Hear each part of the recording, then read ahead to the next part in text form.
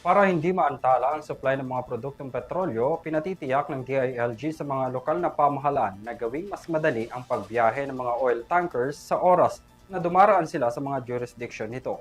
Sa ilalim ng Memorandum Circular, ang sinumang empleyado ng gobyerno na hindi makakasunod sa utos ay papatawan ng parusa alinsunod sa Local Government Code. Narito ang aking report.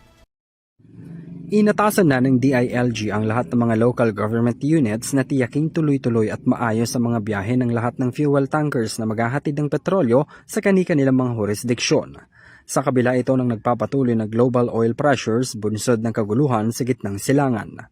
Binigyang diin ng ahensya na hindi dapat makakahadlang sa paghahatid ng petrolyo ang restrictions, kabilang na ang track ban at traffic coding sa kabila na rin yan ng deklarasyon ng Pangulo na isailalim sa State of National Energy Emergency ang bansa.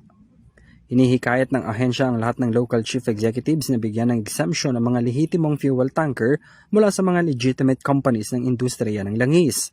Sa ilalim ng Memorandum Circular na inilabas ng ahensya, nanawagan ito sa lahat ng alkalde na gamitin ang kanilang supervisory.